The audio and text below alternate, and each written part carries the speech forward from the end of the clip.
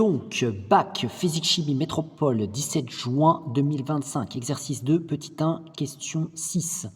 Donc, nous avons analysé dans des questions précédentes un site en fait de MEMAC qui contient un composé radioactif, le rubidium 87, et on a notamment déterminé à la question précédente quel était le nombre de demi-vies qu'il fallait attendre pour que l'échantillon de 1 gramme de ce site ne puisse plus être daté grâce au rubidium 87, parce que le rubidium 87 n'aurait plus été détectable, et on avait trouvé dans la question précédente que c'était au bout de 38 demi-vies.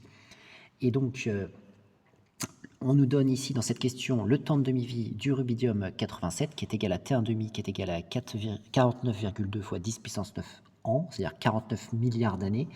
D'après la question 5, le nombre maximal de demi-vie écoulées pour dater l'échantillon de 1 gramme et n max qui est égal à 38. Donc il y a 38 demi-vies qui peuvent s'écouler jusqu'à ce que l'échantillon ne puisse plus être daté. Et il nous informe également que le site de MEMAC, duquel provient cet échantillon de 1 gramme, est âgé de plusieurs centaines de millions d'années. Donc, dans la question 6, on nous demande justifier que le rubidium 87 est adapté pour dater un échantillon de 1 gramme de roche du site de MEMAC. Donc, eh bien, en fait, notre échantillon de 1 gramme qui est ici, notre échantillon de 1 gramme, depuis sa création, en fait, pour qu'il soit toujours mesurable d'un point de vue d'un point de vue du datage de cet échantillon, qu'il puisse être daté, il faut qu'il se soit écoulé 38 demi-vies.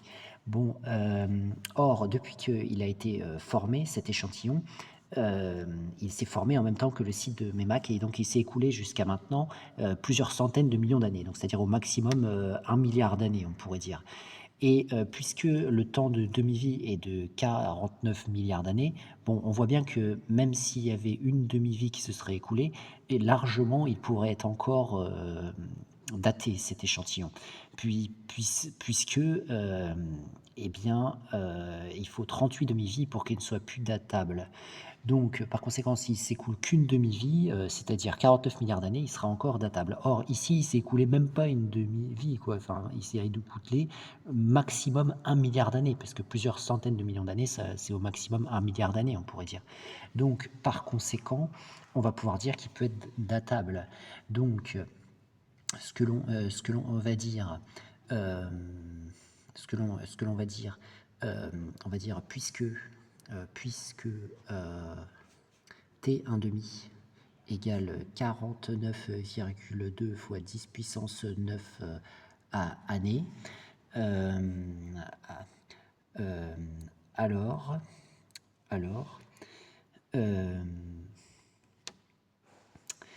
si il s'écoule une seule demi-vie, depuis la formation de l'échantillon de 1 gramme, voilà, virgule, cet échantillon serait encore, on va dire ça, datable, c'est-à-dire qu'on peut être daté, entre parenthèses, peut être daté. Pourquoi? Car jusqu'à 38 demi-vies peuvent s'écouler jusqu'à qu'il ne soit plus datable. Voilà, donc il peut s'écouler jusqu'à 38 demi-vies. Maintenant, on va expliquer hors le site de MEMAC, hors le site de MEMAC est âgé, au maximum, au grand maximum, puisqu'ils ont dit plusieurs centaines de millions d'années, donc au maximum de 1 milliard d'années. 1 milliard d'années. Et donc également l'échantillon de 1 gramme, il va être âgé de également 1 milliard d'années, maximum. Donc on n'a même pas, il ne s'est même pas écoulé une demi-vie. Donc il peut par conséquent encore être datable. Donc du coup on peut dire l'âge de l'échantillon est donc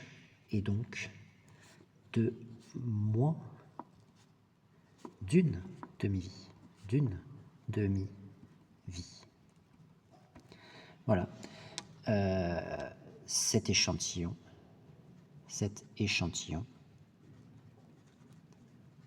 est donc datable. C'est-à-dire qu'il peut être daté. On peut déterminer son âge grâce à la technique que l'on utilise, qui n'est pas expliquée ici, peut-être qu'il sera expliqué après dans les autres questions. Donc voilà pour cette bac de physique-chimie, Métropole, 17 juin 2025, exercice 2, petit 1, question 6.